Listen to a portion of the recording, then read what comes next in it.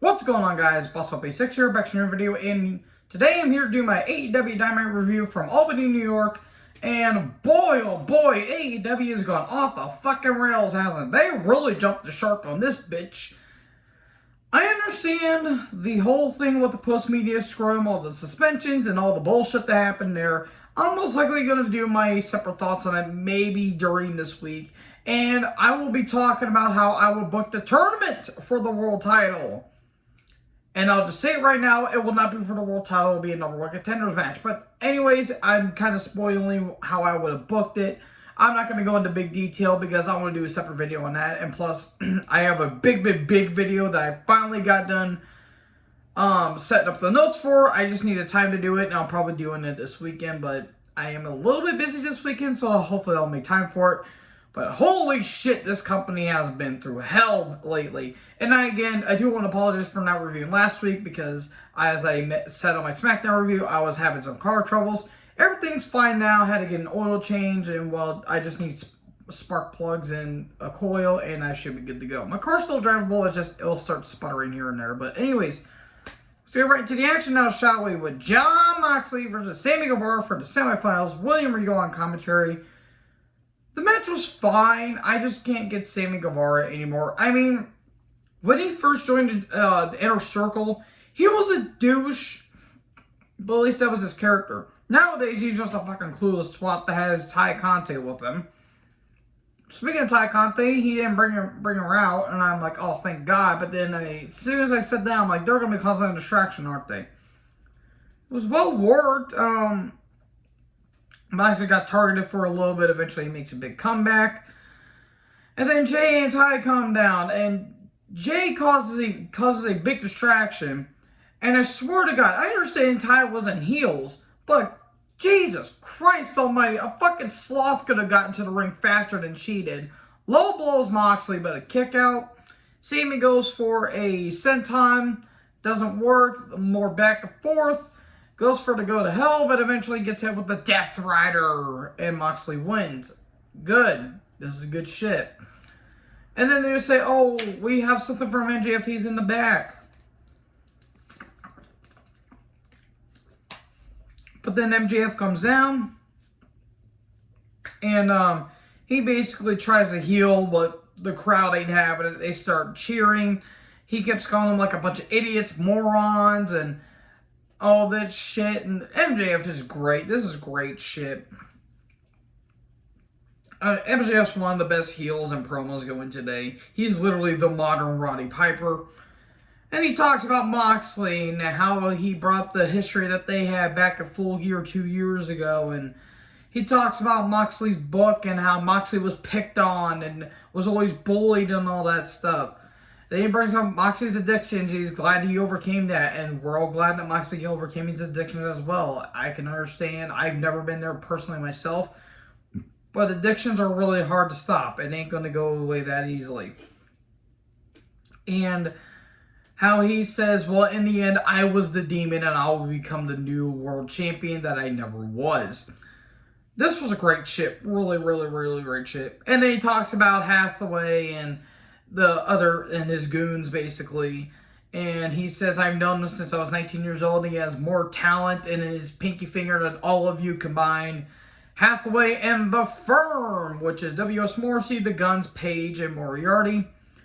They come down. I couldn't tell if Hathaway was one of the ring crew or one of the security guards because he couldn't get under the second rope. Because he's short. Do you get it?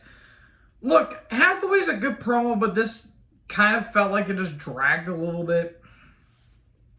Morrissey looked lost. He didn't know where he was, and he looked bored.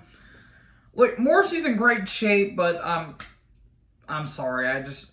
He's in great shape, don't get me wrong, and the stuff of Impact was pretty damn good, but I'm kind of not interested in him. I understand the stable that they're trying to go for. I understand what they're trying to go for, bringing like lower mid-card workers and try to put them in a spotlight, up in the spotlight, low, up in the spotlight. I think that's how the song goes. And you're trying to present them in a better light. Okay, I understand that. I feel like the execution is not going to be well. So, apparently blackmail makes Hathaway horny. okay then. And he hugs Morrissey, and Morrissey's like, what the fuck are you doing? Like, he literally looked tired there. I don't know why. That was pretty funny. And he says the Guns want a tag title shot, and they're tired of living in their dad's shadow. Paige wants a shot at the All-Atlantic Championship, and Lee wants a pure title match. Okay, short, sweet. Well, not short, sweet to the point, but it got the message across. It's kind of cut some time on it, though. So, Jungle Boy has an open contract, and we get footage backstage of Dutton, Lethal, and the big tall motherfucker, a.k.a. Satnam Singh. They signed the contract. Lethal is going to be taking on Jungle Boy. Then we get the match. Match was well worked. I just don't really care about Lethal. Dutt is so over the top, it's ridiculous. And the big tall motherfucker, a.k.a. Satnam Singh, he's just there. He's not good. Stop trying to make him think that he's good. He's really not. Giant Gonzalez is a better worker, and Giant Gonzalez has been dead for a long time at this point. Dutt interferes. Lethal hits a lethal combination. He goes for the lethal injection. Goes for the figure four, but Jungle Boy puts in a snare trap, and there you go. The eventual end game is going to be that Jungle Boy eventually gets his hands on Christian Cage, and he would eventually beat Christian sometime in the near future, because Christian is getting elbow surgery. So then Action Bronson and Hook do a video package. They're going to be taking on Angela Parker and Matt Menard at Rampage Grand Slam. Action Bronson, he does kind of have a bit of a look, I will not lie. He looks like a pretty serviceable big guy, and Hook is over as hell. And then we get a pizza twirling guy backstage. I've seen footage of what this guy does. The gimmick's stupid, but it's kind of endearing because okay, it's a guy twirling a pizza and he does wrestling moves. Normally, I would hate that, but it kind of has a charm to it for some reason. If you guys hate it, I understand completely, but I kind of like it in some ways. I don't know the guy's name. Marvez said it, and I couldn't remember what it was. But he's backstage, and then Ethan Page immediately attacks him. And he says, I'm here to prove a point and prove why I'm here to stay. And all of a sudden, Danhausen shows up. And he says, well, how about we have a match? Okay, I'll take on the Jester. Having a match on Rampage, because why wouldn't you? Darby Allin was at a Nitro Circus event, because Darby wants to leave this plant before he leaves 40. And then Matt Hardy's backstage, and he says, well, you know, we've had our past, but how about we having our match on Rampage? Because I was part of the Extreme, because you took on my brother and all that stuff. I was the originators of Team Extreme, and I should retire because I can't go anymore. He didn't say that, but he might as well have said that. So, Powerhouse Hobbs took on a guy named Matt Dio Marte, or DiMartino. DiMartino, that's what it is. I don't know why I said DiMartine for some reason.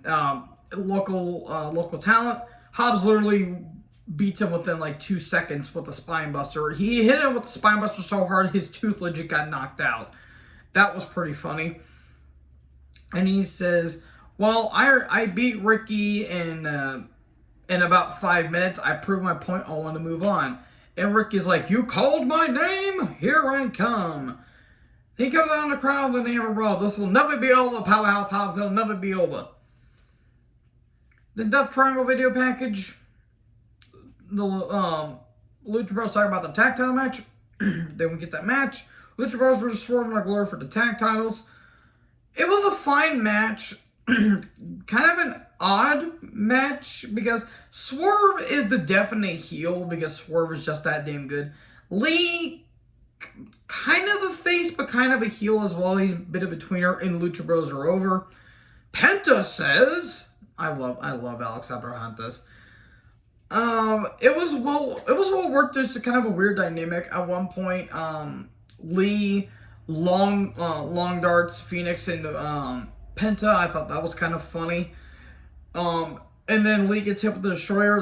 That's pretty impressive, but a kick out. But in the end, the big man slam, the BBC, the big man catastrophe. And there you go. Swerve and Glory win. And the Acclaimed and Billy Gunn come down. And Max says, never cut off my rap again. and we will be the new tag champions. We were the Uncrowned Tag Team Champions, and by coming at next week, we'll be the new tag team champions. Only the Acclaim can only get over by saying "Scissor me, Daddy." Yes, literally, they're over by doing this. What is wrestling at this point? I do not get it. Only Anthony Bowens can do that, apparently. So Pac's backstage, and he says, "We are the Trios Tag Champions, and I'm the unelected champion. I am so sorry for that, but I could not help it because Pac's promos are always intense. It's so funny." And then Orange Cassidy hits him with the orange punch, and he's like, "Are you sure about that? You won't be for long. They're having a match on next week." Yay.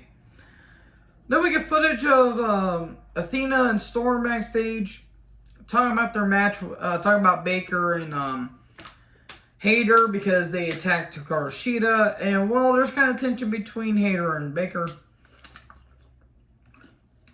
after All Out. So then we get to Deeb and Baker with Rebel versus Athena and Storm. Well, this match certainly happened. Look, Deeb is good in the ring. I wish she would have picked better people to date. If you know, you know. Baker is a better character than an actual wrestler. It feels like she's digressed in the ring. Athena, I feel like Athena's just there just to wait out her contract, in all honesty. And Toni Storm is great. This was kind of a mess. At one point, Baker just straight up gets decked. And Athena gets clocked at one point. This kind of got a little botchy at some points too. Towards the end, Rebel distracts the ref. Baker gets a chair, and Tony's head gets slammed into it. Roll up 1, 2, 3, and then we get a beatdown afterwards. Hayter comes out. God damn, Jamie Hayter, can you do that to me, please? Then she attacks Tony with the chair. And, okay, we're still getting tension between her and Baker. Baker keeps saying, "I'm sorry," because she cost Jamie the women's title match at All Out. And by the way, all 4 of these women, Athena, Deeb, Hayter, Baker, and Storm, they're all going to be part of the 4-way for the title next week. Oh my. Then Sterling, Nese, and Woods are backstage talking about Woods' match with Joe for the TV title. Rampage, Grand Slam, and Rampage Grand Slam rundown. And then we get to the main event. We get Chris Jericho versus Bryan Danielson in the semifinals with Willie Regal on commentary. Why is Jericho main eventing in 2022? I need answers, Tony Khan. Look, this match was better than All Out, but that's not saying much. This match still wasn't that good. Because Jericho can't fucking go anymore. He is so gassed within the first 10 minutes. This match went at least 20 when it felt like it should have went 15. Garcia's watching backstage. Danielson sells his ass off for Jericho. Again, this wasn't really that great. And I legit wrote down, if Jericho wins this match, I might not watch Grand Slam next week. Because we don't need to see Jericho in a fucking world title match again.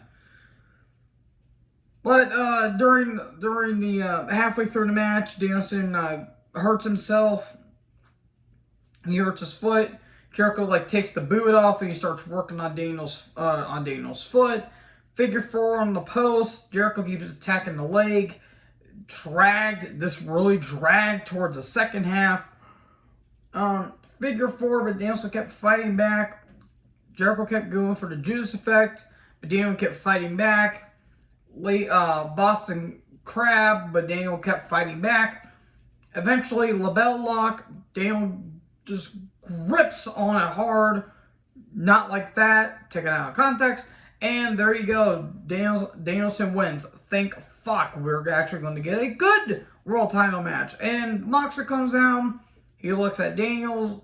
He looks at the world title. We get a bit of a stare down. And there you go. They're facing off next week. Blackpool Combat Club explodes all over your face. So a huge throbbing adulation all over your face. So that was Dynamite. It was a bit of a show that was just kind of there for the most part. But overall, not one of the worst, but not one of the better editions of Dynamite. So anyways, what do you guys think about the show? Make sure you guys like, comment, subscribe. Tap the little bell for more notifications. Join the herd. Talk in the next video. Peace out.